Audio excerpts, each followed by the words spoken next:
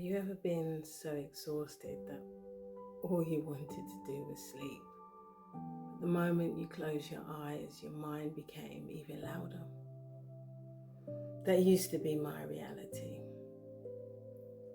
I didn't dread going to bed because I wasn't tired. I dreaded going to bed because I knew my mind wasn't finished. As soon as I closed my eyes, it was as though everything switched on. I remember seeing flashes of colour behind my closed eyes.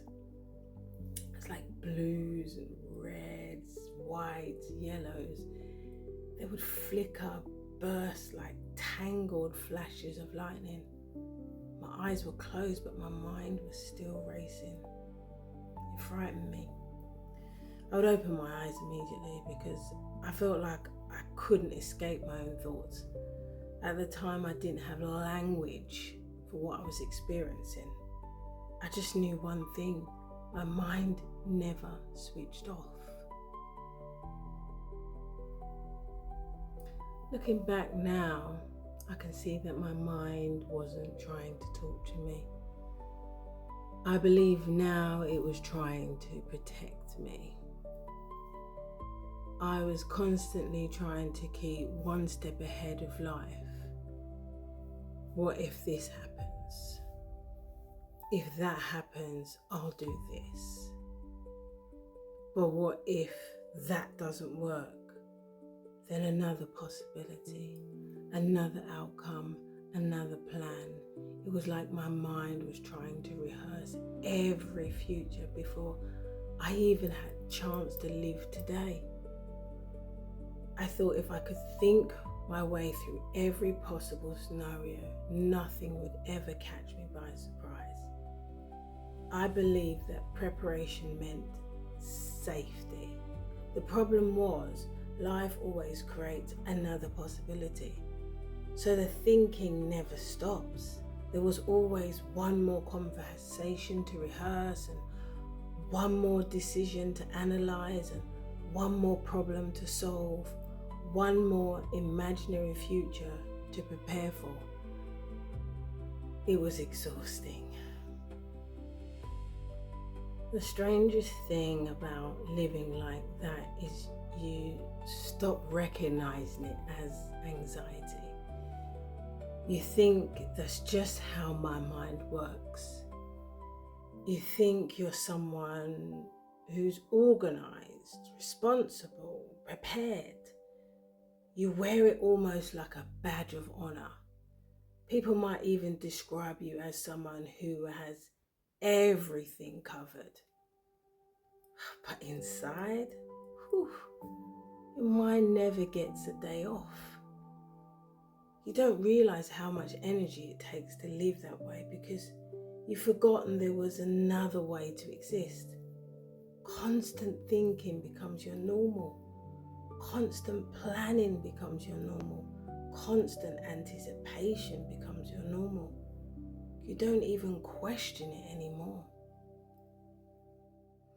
This probably was the biggest cost. People often talk about living in the present moment.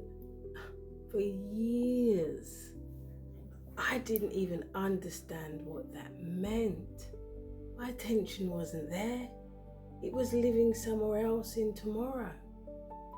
My body could be sitting in one room while my mind was rehearsing 10 different futures. Imaginary conversations, imaginary problems, imaginary disasters, imaginary solutions, over and over again. I wasn't experiencing my life. I was preparing for it. Looking back, that's heartbreaking. Because while I was trying so hard to protect my future, I was missing the only moment that was actually happening. This one, right here, right now. Living this way isn't just mentally exhausting. It affects everything.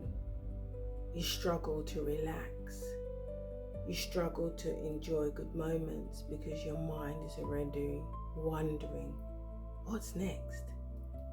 Even peaceful moments don't feel peaceful because your mind fills the silence with another problem to solve. Your body carries tension you don't even notice anymore. Rest feels unfamiliar. Stillness feels uncomfortable. Silence feels unsafe. You become so used to mental noise that quiet almost feels wrong.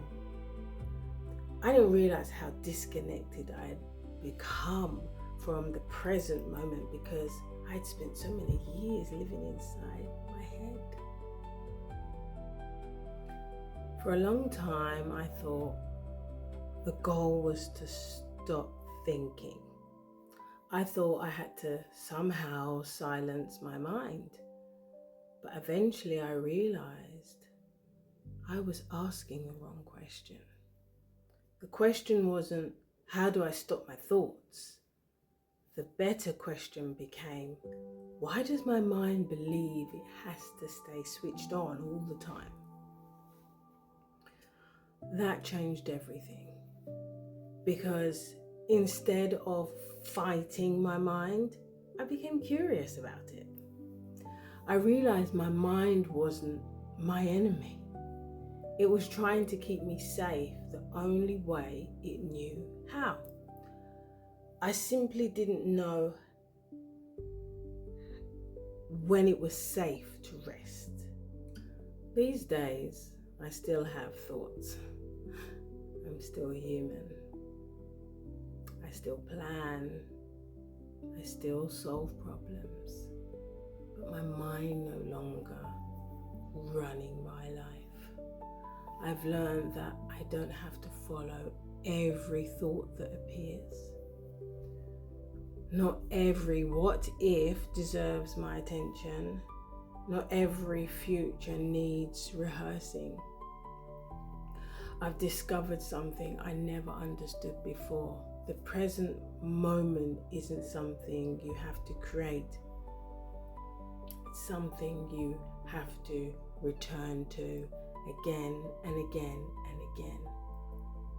One breath, one moment, one choice at a time. If you've been listening to this and recognize yourself, I want you to know something. There is nothing wrong with you. Maybe your mind has simply been working overtime for a very long time. Maybe it's been trying to protect you. Maybe it's forgotten that it doesn't have to carry everything by itself anymore. For me, opening the mind door wasn't about becoming someone who had no thoughts. It was about discovering that peace isn't the absence of thinking. Peace is finally believing and knowing that you don't have to think your way out of safety. Thank you so much for being here. The next episode, I'll open the third door, the body door, because while my mind was racing ahead into the future, my body has been telling its own story all along.